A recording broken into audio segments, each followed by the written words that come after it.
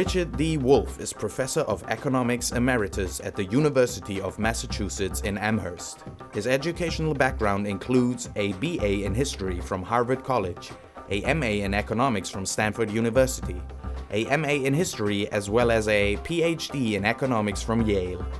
He is a co-founder and contributor of Democracy at Work, a nonprofit organization that promotes democratic workplaces as a key part of a transition to a better economic system. The New York Times Magazine has named him America's most prominent Marxist economist. Ladies and gentlemen, Richard Wolff.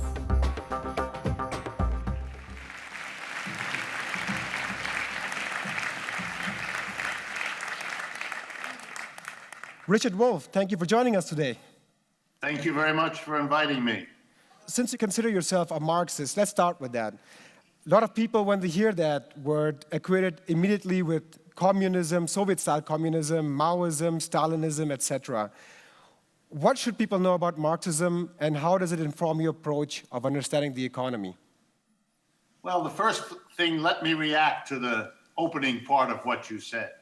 For me, that's the equivalent of saying to somebody, do you believe in private property? And have them say, yes, I do. And then saying to them, well, so did Adolf Hitler, so did Pinochet, so all of which is true, but a bit irrelevant. There's all kinds of people that have found interesting things in the writings of Karl Marx. It's even possible to believe that in the last 200 years, if you made a list of the 25 most interesting thinkers, he would be on that list.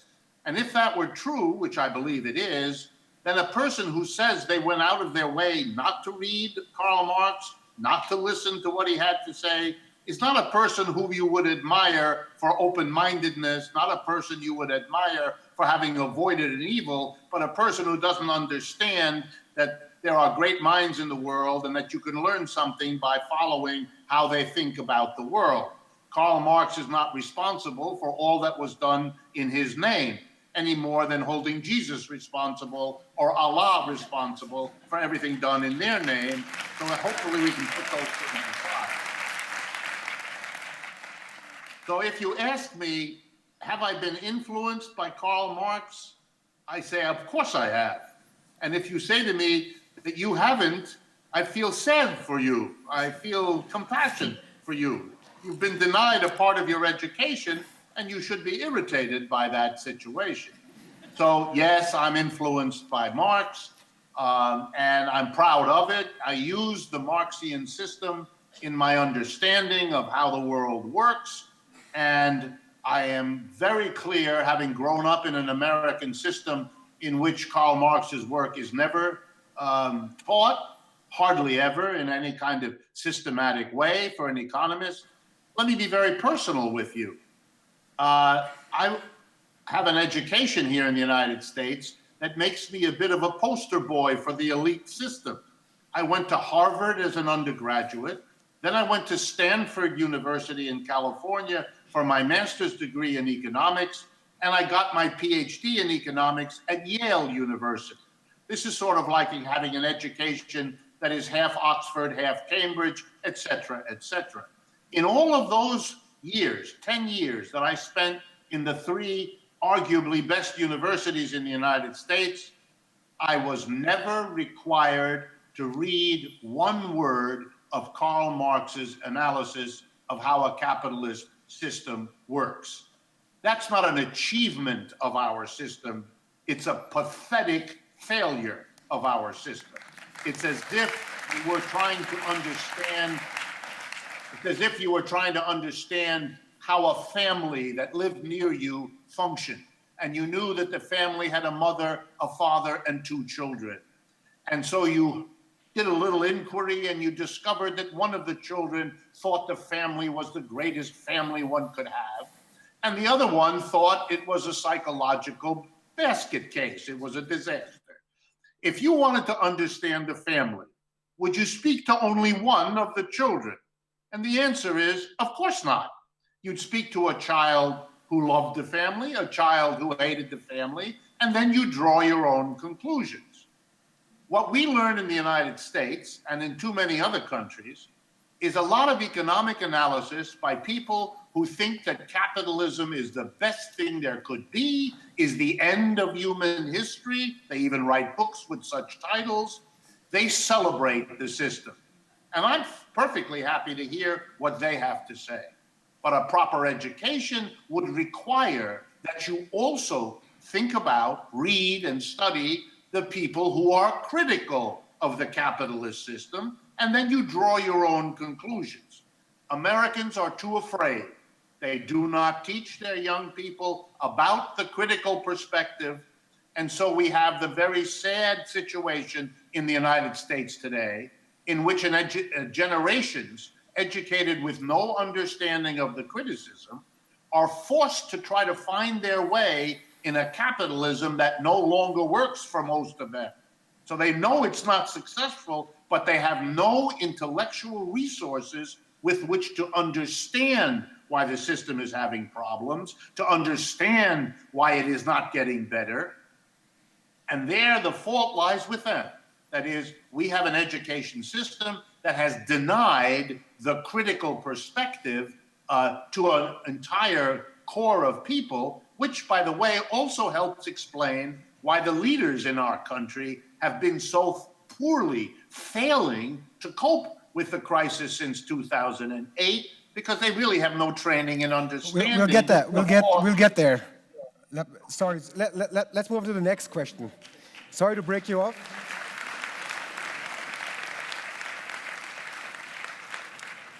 You know, I was watching the news and something hit me.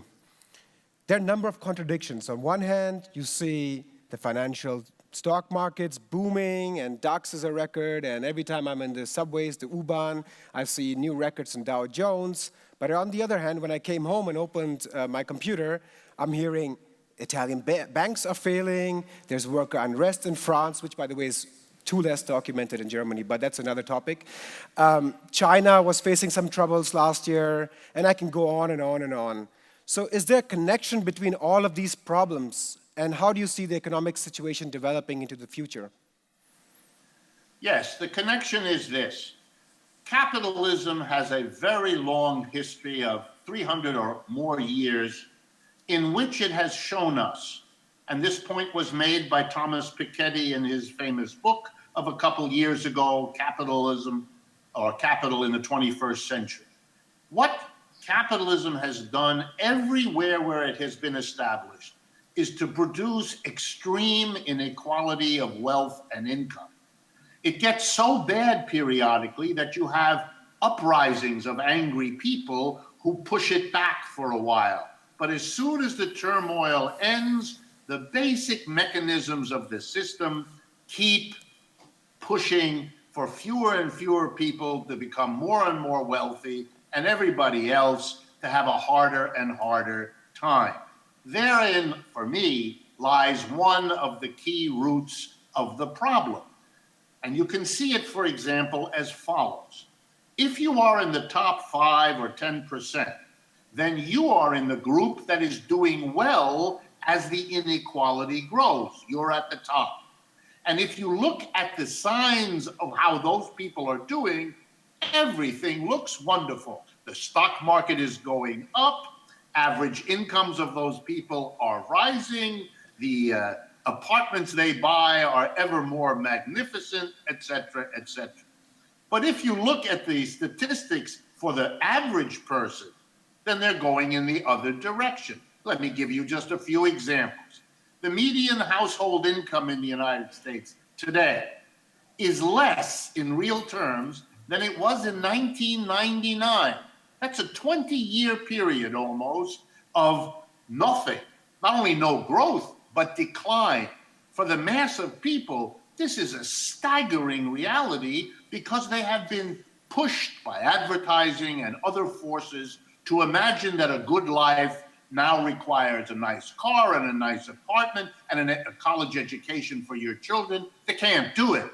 They can't do it on their wages, and they can't borrow much more than they already do. They are in very bad shape, and there are dozens of indicators that show that. So you shouldn't feel confused by seeing some statistics of people doing real well and other statistics of the banks of Italy falling apart, or here in the United States, the anger of the population, the election of Mr. Trump, the vote of the British for Brexit, the development in a number of European countries of extreme right-wing and more unusually some left-wing political movements. These are all signs of this split of societies that are servicing the top at the expense of everybody else. And we know historically that if you give more and more wealth to fewer and fewer people in a society that allows universal suffrage, you make the rich people understand they cannot allow conventional politics. They cannot allow the usual procedures, because sooner or later the mass of people will use their power at the ballot box to undo the inequality that the economy has imposed on them. And to prevent that, the rich people have to buy the political system, which your earlier speakers spoke to. That's what the reality is, and that drives the population to bigger and bigger anger and desperation, and that's where we are.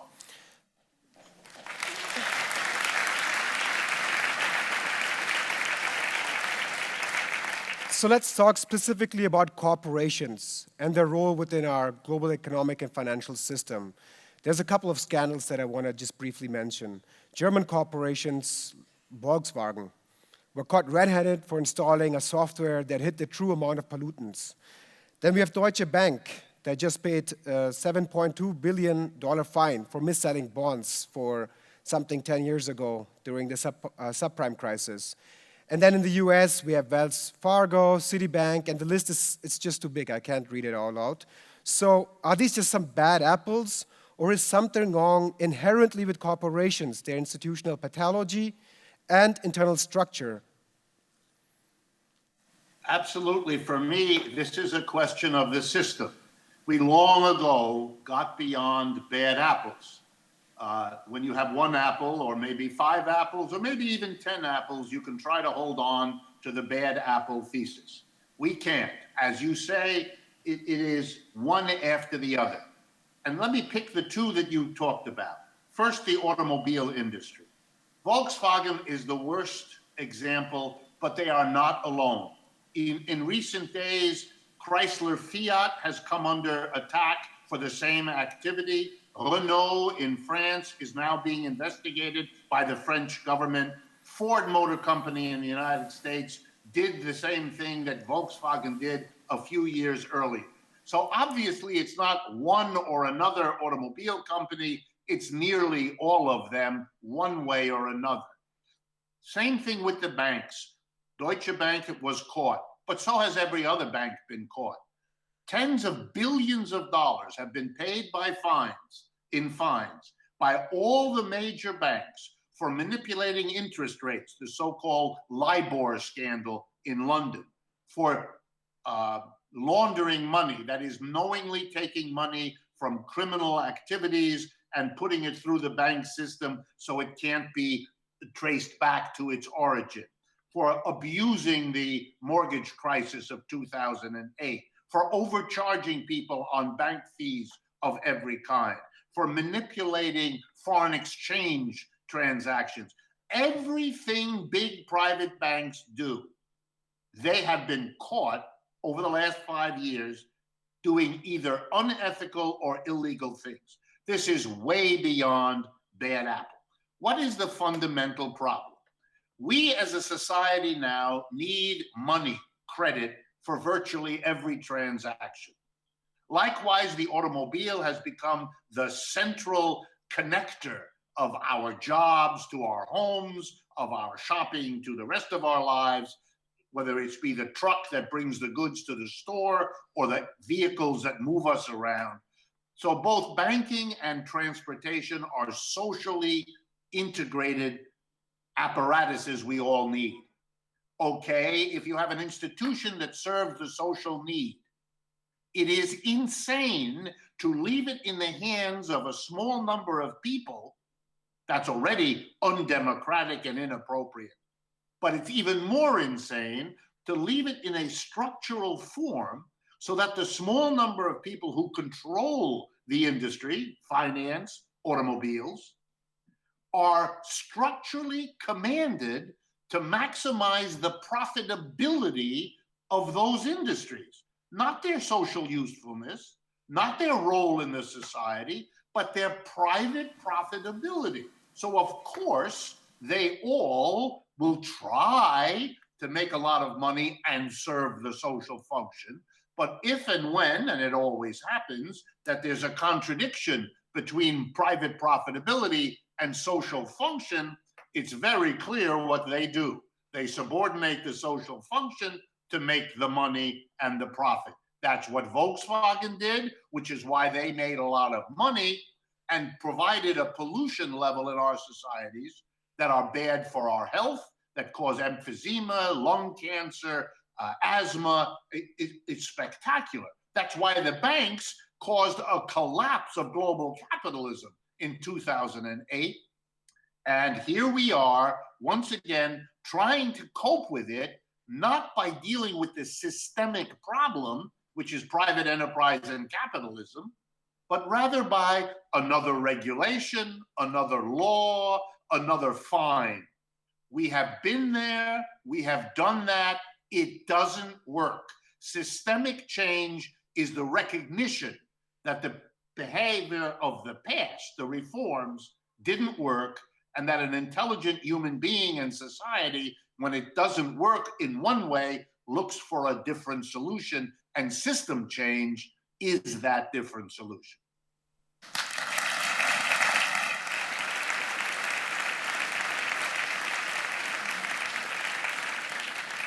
So are there any alternative ways to conduct business that takes environmental sustainability, humane practice, and democracy into account?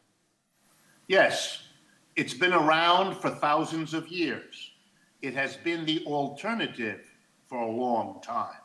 And maybe it has taken us to go through slavery, through feudalism, now through capitalism, to finally recognize that that perpetually on the edge alternative finally has now reached its moment when it can become the new way. And you know, that's an argument that capitalism made. It emerged out of feudalism with great hopes of being, as the French say, the vehicle for liberté, égalité, and fraternité. Capitalism would give us liberty, equality, and brotherhood in a way that slavery, of course, never could, and feudalism could. Well, here's my argument. There is an alternative way to organize production of goods and services. The alternative is, for lack of a better term, worker cooperatives. It's a way of bringing democracy into the workplace. If democracy is a value that we claim in modern society to uphold, then we have to realize that the first place it should have been installed is the workplace, because that's where adults spend most of their time. 5 or 6 days out of the week, 9 to 5, you're at work. And therefore, the democratization of work, one worker, one vote, to decide what to produce, how to produce, where to produce, and what to do with the profits. That would be an alternative. Every worker is both an employee and the employer. The end of the division of work into master-slave, lord-serf, or employer-employee. My guess is that the socialism of the 21st century, the new direction, which is something neither the Soviet Union nor the People's Republic of China tried, is an economic system based on the democratization of the workplace. And let me just add why that would be a solution. If all the people democratically in an enterprise decide who gets paid how much money, do you think they would give a handful of executives tens of millions of dollars in salary while the average other worker couldn't put their kid through college? I don't think so. If the workers together decided whether or not to use a technologically dangerous new technology, would they do it because it enhances profit? I don't think so, because they, their wives and husbands, their children, their neighbors would have to breathe the bad air, drink the bad water. And so we would begin to have the rational basis to not go in dangerous directions, because the people who suffer will be the ones who make the decision. Today, we have executives who make those decisions and then live far away in a gated community with filtered air. Well, that's the problem. Again, the decision of the few imposed on the many. Do you think factories would leave? The workers would never move the factory to China because it would be the end of their jobs and their community. And finally, and most important, the distribution of the profits would be undertaken to benefit everybody, everybody who works there, everybody in the surrounding communities with which every workplace interacts. It's an alternative, and it says that every human being will now be both employer and employee, and the split that destroys us between the two will finally be overcome.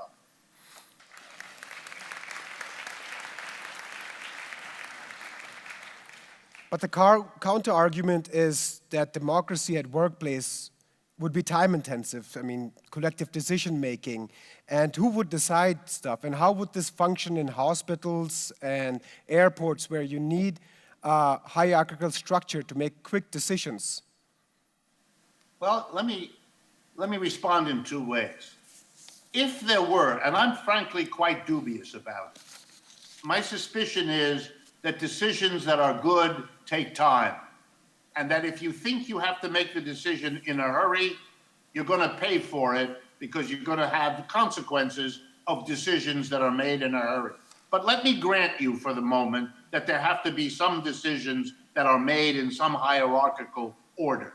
Socialists long ago understood how to handle that problem, and that answer is rotation. Because a particular function has to be performed by a particular person, never has meant that it has to be the same person all the time. When you let one person be the supervisor, the director all the time, and other people have to always be the directed, then you take a function and solidify it, harden it into a perpetual class difference. That's what we have to avoid. So yes, if there have to be some directors, then you be the director for 5 months, then I'll be the director for 5 months. And you'll be a lot better director, I suspect, if you know that in a short time, you will be directed. And by whom? By the people you directed. And so you better be very careful and very respectful in a way that today the hierarchy doesn't do. So we can go a long way to install a democratic workplace, and if we begin to do it, we will solve the problems that that kind of a system brings to our attention, just the way capitalists who started in 17th or 18th century England have developed solutions for their problems in a way that protects their system. So we only have a minute left, and I would like to get to the last question. People usually think that the job for society is done if they change their consumption habits. You know, sorting your trash, buying organic, for almost everything, be it electronics, fair trade. There's so much of this now. So do you think people need to focus on changing their consumption habits or focus on their energies on production? Well, my answer will be unsatisfying to you. We have to work along many dimensions, consumption as well as production, but non-economic changes as well as economic changes. Yes, I'm an economist, but I don't imagine that solving the economic problems solves everything else in some automatic way. I think that's a mistaken way of understanding. Society is a complicated reality. You cannot, in the end, change the consumption without changing the production. We consume what the producers work night and day to get us to consume. Capitalism developed an industry called advertising. They spend billions and billions of dollars to shape, control, and direct our consumption. So therefore, if you want to do something about consumption, you have to change the production system, or else all your efforts will be undone. Richard Wolff, founder of Democracy at Work, It was a pleasure to have this discussion with you. And thank you and your audience very much for the opportunity.